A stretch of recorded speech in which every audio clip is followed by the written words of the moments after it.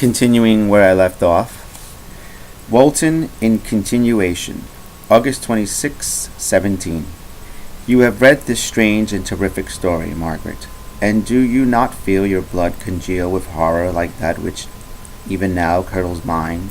Sometimes, seized with sudden agony, he could not continue his tale.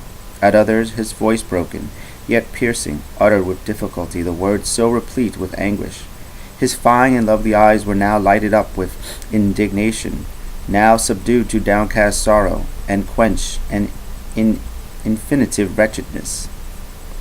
Sometimes he commanded his countenance and tones, and related the most horrible incidents with a tranquil voice, suppressing every mark of agitation.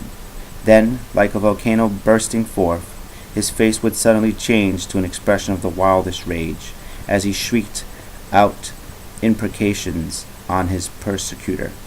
His tale is connected, and told with an appearance of the simplest truth. Yet I own to you that the letters of Felix and Safie, which he showed me, and the apparition of the monster seen from our ship, brought to me a greater conviction of the truth of his narrative than his asseverations, however earnest and connected. Such a monster has then really existence.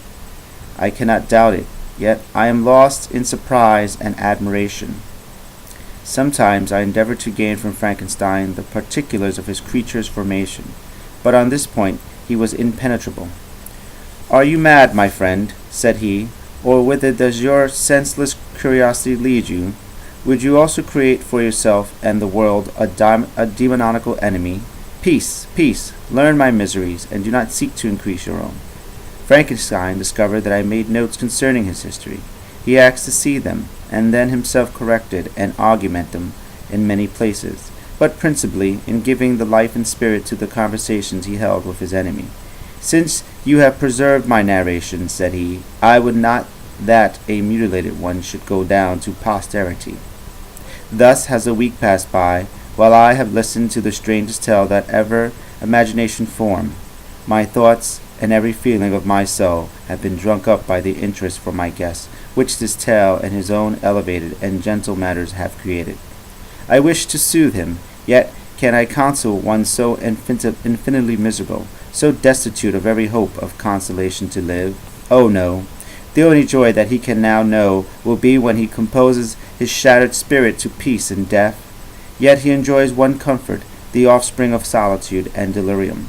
He believes that, when in dreams he holds converse with his friends and derives from that communion consolation for his miseries or excitements to his vengeance. They are not the creations of his fancy, but the beings themselves who visit him from the regions of a remote world. This faith gives a solemnity to his reveries that rendered them to me almost as imposing and interesting as truth. Our conversations are not always confined to his own history and misfortunes. On every point of general literature he displays unbounded knowledge and a quick and piercing apprehension. His eloquence is forcible and touching, nor can I hear him, when he relates a pathetic incident or endeavors to move the passions of pity or love without tears. What a glorious creature must he have been in the days of his prosperity, when he is thus noble and godlike in ruin. He seems to feel his own worth and the greatness of his fall. "When younger," said he, "I believed myself destined for some great enterprise. My feelings are profound, but I possess a coolness of judgment that fitted me for illustrious achievements. This sentiment of the worth of my nature supported me when others would have been oppressed, for I deemed it criminal to throw away in useless grief those talents that might be useful to my fellow creatures. When I reflected on the work I had completed, no less a one than the creation of a sensitive and rational animal, I could not rank myself with the herd of common projectors, but this thought which supported me in the commencement of my career now serves only to plunge me lower in the dust. All my speculations and hopes are as nothing, and like the archangel who inspired to omnipotence, I am chained in an eternal hell. My imagination was vivid, yet my powers of analysis and application were intense. By the union of these qualities, I conceived the idea and executed the creation of a man. Even now I cannot recollect without passion my reveries, while the work was incomplete. I trod heaven in my thoughts, now exulting in my powers, now burning with the idea of their effects. From my infancy I imbued with high hopes and a lofty ambition. But how I am sunk! Oh, my friend, if you had known me as I once was, you would not recognize me in this state of degradation. Despondency rarely visited my heart. A high destiny seemed to bear me on until I fell, never again to rise. Must I then lose this admirable being? I have longed for a friend. I have sought one who would sympathize with and love me. Behold, on this desert seat I have found such one. But I fear I have gained him only to know his value and lose him. I would reconcile him to life, but he repulses the idea. I thank you, Walton, he said, for your kind intentions towards so a miserable wretch. But when you speak of new ties and fresh affections, think you that any can replace those who are gone? Can any man be to me as Clerval was, or any woman another Elizabeth? Even where the affections are not strongly moved by any superior excellence, the companions of our childhood always possess a certain power over our minds which hardly any later friend can obtain. They know our infantine dispositions, which, however they may be afterwards modified, or never eradicated, and they can judge of our actions with more certain conclusions as to the integrity of our motives. A sister or brother can never, unless indeed such symptoms have been shown early, suspect the other of fraud or false dealing with another friend, however strongly he may be attached, may, in spite of himself, be contemplated with suspicion. But I enjoy friends, dear, not only through habits and association, but from their own merits, and whenever I am the soothing voice of my Elizabeth, and the conversation of Clerval will be ever whispered in my ear. They are dead, and but one feeling in such a solitude can persuade me to preserve my life. If I were engaged in any high undertaking or design, fraught with extensive utility to my fellow creatures, then could I live to fulfill it. But such is not my destiny. I must pursue and destroy the being to whom I gave existence. Then my lot on earth will be fulfilled, and I may die. September 2nd. My beloved sister, I write to you, encompassed by peril, and ignorant whether I am ever doomed to see again dear England and the dear friends that I inhabit it. I am surrounded by mountains of ice which admit of no escape and threaten every moment to crush my vessel. The brave fellows whom I have persuaded to be my companions look toward me for the aid, but I have none to bestow. There is something terribly appalling in our situation, yet my courage and hope does not desert me. Yet it is terrible to reflect that the lives of all these men are endangered through me. If we are lost, my mad schemes are the cause. And what, Margaret, will be the state of your mind? You will not hear of my destruction, and you will anxiously await my return. Years will pass, and you will have visitings of despair, and yet be tortured by hope. O my beloved sister, the sickening falling of your heartfelt expectations in prospect, most terrible to me than my own death. But you have a husband and lovely children. You may be happy. Heaven bless you and make you so. My unfortunate guest regards me the tenderest compassion. He endeavors to fill me with hope, and talks as if life was a possession which he valued. He reminds me how often the same accidents have happened to other navigators who have attempted this sea, and in spite of myself, he fills me with cheerful auguries. Even the sailors feel the power of his eloquence. When he speaks, they are no longer despair. When he rouses their energies, and while they hear his voice, they believe that these vast mountains of ice are moleholes which will vanish before the resolutions of man. These feelings are transitory. Each day of expectation delays fill them with fear, and I almost dread a mutiny caused by this despair. September 5th. A scene has just passed of such uncommon interest that although it is highly probable that these papers may never reach you, yet I cannot forbear recording it. We are still surrounded by mountains of ice, still in imminent danger of being crushed in their conflict. The cold is excessive, and many of my unfortunate comrades have already found the grave amidst this scene of desolation. Frankenstein has daily declined in health. A feverish fire still glimmers in his eyes, but he is exhausted, and when suddenly roused to any exertion, he speedily sinks into apparent lifelessness. I mentioned in my last letter the fears I entertain of a mutiny. This morning, as I sat watching the wan countenance of my friend, his eyes half closed, and his limbs hanging listlessly, I was roused by a half a dozen of the sailors who demanded admission into the cabin. They entered, and their leader addressed me. He told me that he and his companions had been chosen by the other sailors to come in deputation to me, to make me a requisition which in justice I could not refuse. We were immured in ice and should probably never escape, but they feared that if, as was possible, the ice should dissipate, and a free passage be opened, I should be rash enough to continue my voyage and lead them into fresh dangers after they might happily have surmounted this. They insisted, therefore, that I should engrave with a solemn promise that if the vessel should be freed, I would instantly direct my course southward. This speech troubled me. I had not despaired, nor had I yet conceived the idea of returning it set free. Yet could I, in justice or even possibility, refuse this demand? I hesitated before I answered. When Frankenstein, who had first been silent and indeed appeared hardly to have force enough to attend, now roused himself, his eyes sparkled and his cheeks flushed with momentary vigor. Turning towards the men, he said, "What do you mean? What do you demand of your captain? Are you then so easily turned from your design? Did you not call this a glorious expedition? And wherefore was it glorious? Not because the way was smooth and placid as a southern sea, but because it was full of dangers and terror, because at every new incident your fortitude was to be called forth and your courage exhibited, because danger and death surrounded it, and these were you were to brave and overcome. For this was it an honorable undertaking. You were hereafter to be hailed as the benefactors of your species, your names adored as belonging to brave men who encountered death for honor and benefit of mankind. And now, behold, with the first imagination of danger, or if you will, the first mighty and terrific trial of your courage, you shrink away and are content to be handed down as men who had not strength enough to endure cold and peril. And so, poor souls, they were chilly and returned to their warm firesides, while that required not this preparation. Ye need not have come thus far and drag your captain to the shame of the defeat, merely to prove yourselves cowards. Oh, be men, or be more than men. Be steady to your purpose and firm as a rock. This ice is not made of such stuff as your hearts may be. It is mutable and cannot withstand you if you say that it shall not.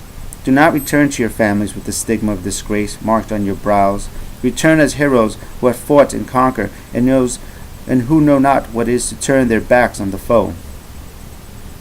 He spoke this with a voice so modulated to the different feelings expressed in his speech, with an eye so full of lofty design and heroism, that you can wonder that these men were moved.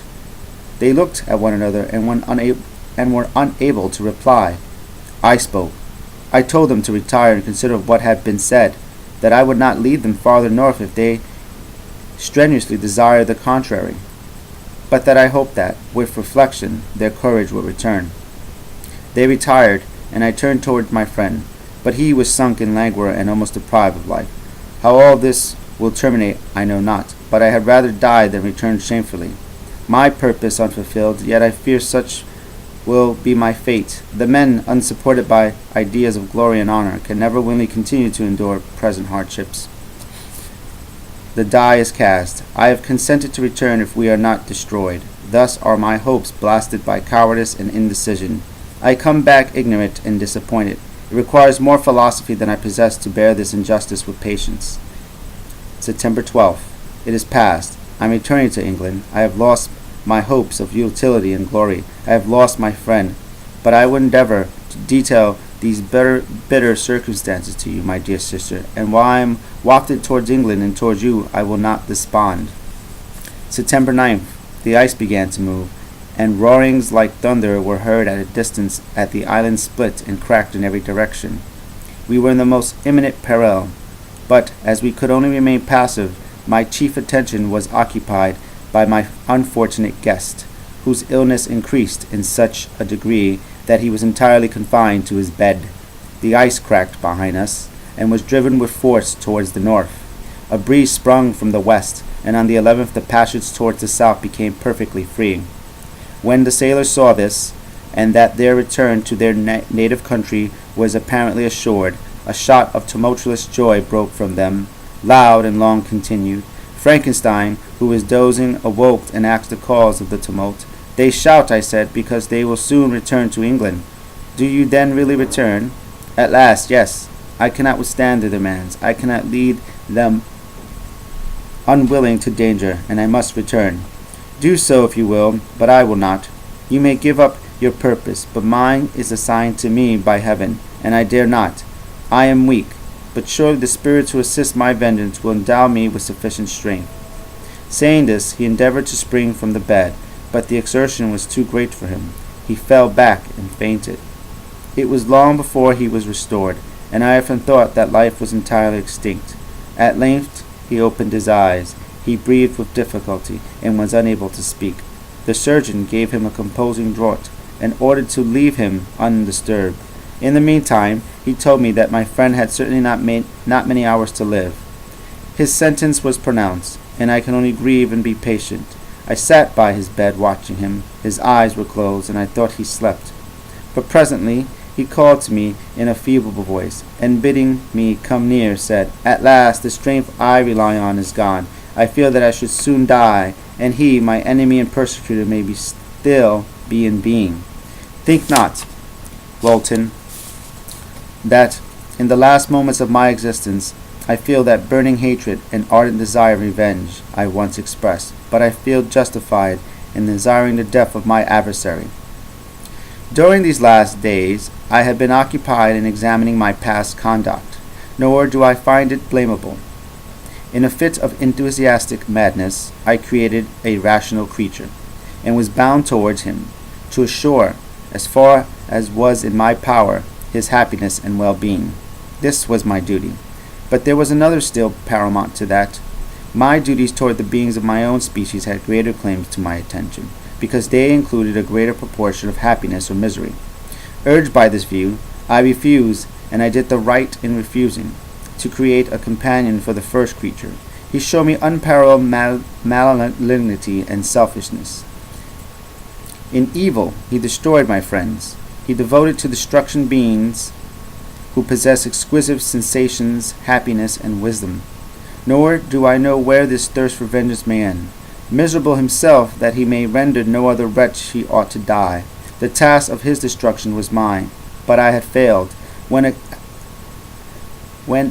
actuated by selfish and vicious motives, I ask you to undertake my unfinished work, and I renew this request now when I am only induced by reason and virtue. Yet I cannot ask you to renounce your country and friends to fulfill this task. And now that you are returning to England, you will have little chance of meeting with him.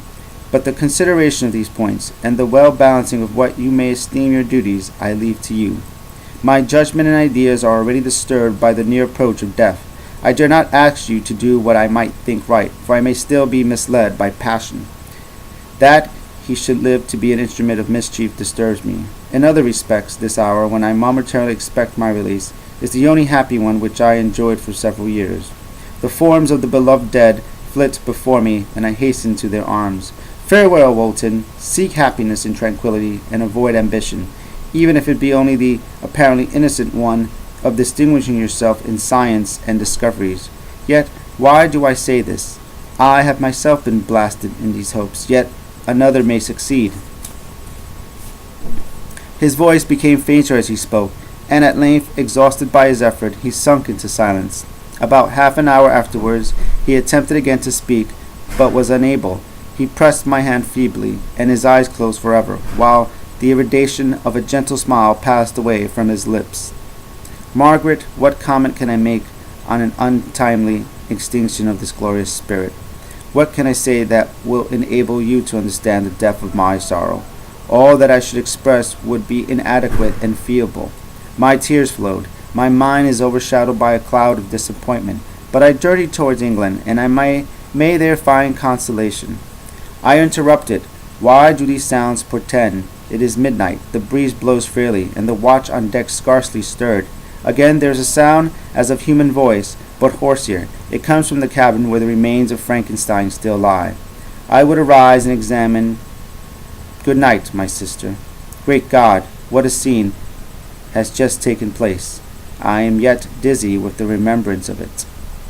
I hardly know whether I shall have the power to detail it, yet the tale which I have recorded would be incomplete without this final and wonderful catastrophe. I entered the cabin where lay the remains of my ill-fated and admirable friend. Over him hung a form which I cannot find words to describe, gigantic in stature, yet uncouth and distorted in its proportions. As he hung over the coffin, his face was concealed by long locks of ragged hair. But one vast hand was extended, in color and apparent texture like that of a mummy. When he heard the sound of my approach, he ceased to utter exclamations of grief and horror, and sprung towards the window. Never did I behold a vision so horrible as his face, of such loathsome yet appalling hideousness. I shut my eyes involuntarily, in endeavor to recollect what were my duties with regard to this destroyer. I called on him to stay. He paused, looking on me with wonder, and again turning toward the lifeless form of his creator, and seemed to forget my presence, and every feature and gesture seemed instigated by the wildest rage of some uncontrollable passion. "That is also my victim," he exclaimed. "In his murder my crimes are consummated. The miserable series of my being is wound to its close. O Frankenstein, gorgeous, generous, and self-devoted being, what does it avail that I now ask thee to pardon me? I, who irretrievably destroyed thee by destroying all thou lovest? At last he is cold, he cannot answer me." His voice seemed suffocated, and my first impulses, which had the dying request of my friend in destroying his enemy, were now suspended by a mixture of curiosity and compassion. I approached this tremendous being. I dared not again raise my eyes to his face. There was something so scary and earthly in his ugliness. I attempted to speak, but the words died away on my lips. The monster continued to utter wild and incoherent self-reproaches. At length I gathered resolution to address him in the pause of the tempest of his passion. "Your repentance," I said, "is now superfluous. If you had listened to the voice of conscience, and heeded the stings of remorse, before you had urged your diabolical vengeance to this extremity, Frankenstein would yet have lived." "And do you dream," said the demon, "do you think that I was then dead to agony and remorse?" He continued, pointing to the corpse, "he suffered not in the consummation of the deed. Oh, not the 10,000th portion of the anguish that was mine during the lingering detail of its execution. A frightful selfishness hurried me on, while my heart was poisoned with remorse. Think that the groans of Clerval were music to my ears. My heart was fashioned by the susceptible of love and sympathy, and when wrenched by misery to vice and hatred, it did not endure the violence of the change without torture such as you cannot imagine. After the murder of Clerval, I returned to Switzerland, heartbroken and overcome. I pitied Frankenstein. My pity amounted to horror. I abhorred myself. But when I discovered that he, the author at once of my existence and of its unspeakable torments, dared to hope for happiness, that while he accumulated wretchedness and despair upon me, he sought his own enjoyment and feelings and passions, from the indulgence of which I was forever barred, then impotent envy and bitter indignation filled me with an insatiable thirst for vengeance. I recollected my threat, and resolved that it should be accomplished. I knew that I was preparing for myself a deadly torture, but I was the slave, not the master, of an impulse which I detested, yet could not disobey. Yet, when she died, nay, then I was not miserable. I had cast off all feeling, subdued all anguish, to riot in the excess of my despair. Evil thenceforth became my good. Urged thus far, I had no choice but to adapt my nature to an element which I had willingly chosen. The completion of my demoniacal design became an insatiable passion, and now it is ended. There is my last victim. I was at first touched by the expression of his misery, yet when I called to mind what Frankenstein had said of his power of eloquence and persuasion, and when I again cast my eyes on the lifeless form of my friend, indignation was rekindled with me. "Wretch," I said, "it is well that you come here to whine over the desolation that you have made. You throw a torch into a pile of buildings, and when they are consumed you sit among the ruins and lament the fall. Hypocritical fiend! If he whom you mourn still lived, still would he be the object? Again would he become the prey of your accursed vengeance? It is not pity that you feel. You lament only because the victim of your malignity is withdrawn from your power. Oh, it is not thus, interrupted the being, yet such must be the impression conveyed to you by what appears to be the purport of my actions. Yet I seek not a fellow feeling in my misery. No sympathy may I ever find. When I first sought it, it was the love of virtue, the feelings of happiness, and the affection with which my whole being overflowed, that I wished to be participated. But now the virtue has become to me a shadow, and the happiness and affection are turned into bitter and loathing despair. And what should I seek for sympathy?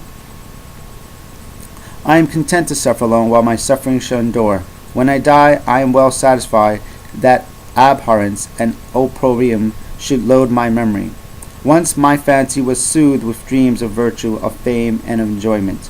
Once I falsely hoped to meet with beings who, pardoning my outward form, would love me for an excellent qualities which I was capable of unfolding. I was nourished with high thoughts of honor and devotion, but now crime had degraded me beneath the meanest animal. No guilt, no mischief, no malignity, no misery can be found comparable to mine. When I run over the frightful catalogues of my sins, I cannot believe that I am the same creature whose thoughts were once filled with sublime and transcendent visions of the beauty and the majesty of goodness. But it is even so. The fallen angel becomes a malignant devil. Yet even that enemy of God and man had friends and associates in his desolation. I am alone. You who call Frankenstein your friend seem to have a knowledge of my crimes and his misfortunes. But in the detail which he gave you of them he could not sum up the hours and months of misery which I endured, wasting in impotent passions. For while I destroyed his hopes, I did not satisfy my own desires. They were forever ardent and craving. Still I desired love and fellowship, and I was still spurned. Was there no justice in this? Am I to be thought the only criminal when all humankind sinned against me? Why do you not hate Felix, who drove his friend from his door with contumely? Why do you not execrate the rustic who sought to destroy the Saviour of his child? Nay, these are virtuous and immaculate beings. I, the miserable and the abandoned, am an abortion to be spurned and kicked and trampled on. Even now my blood boils at the recollection of this injustice.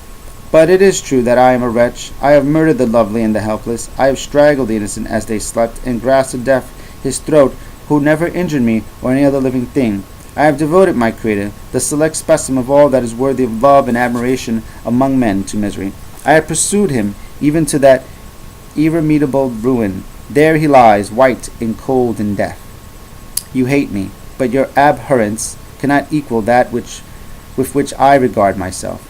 I look on the hands which executed the deed. I think on the heart in which the imagination of it was conceived, and long for the moment when these hands will meet my eyes, when that imagination will haunt my thoughts no more. Fear not that I shall be the instrument of future mischief. My work is nearly complete. Neither yours nor any man's death is needed to consummate the series of my being, and accomplish that which must be done. But it requires my own. Do not think that I shall be slow to perform this sacrifice. I shall quit your vessel on the ice raft which brought me thither, and shall seek the most northern extremity of the globe. I shall collect my funeral pile, and consume to ashes this miserable frame, that its remains may afford no light to any curious and unhallowed wretch who would create such another as I have been. I shall die. I shall no longer feel the agonies which now consume me, or be the prey of feelings unsatisfied, yet unquenched. He is dead who called me into being, and when I shall be no more, then the very remembrance of us both will speedily vanish. I shall no longer see the sun or stars, or feel the winds play on my cheeks. Light, feeling, and sense will pass away, and in this condition must I find my happiness. Some years ago, when the images which this world affords first opened me, when I felt the cheering warmth of summer, and heard the rustling of the leaves and the warbling of the birds, and these were all to me, I should have wept to die.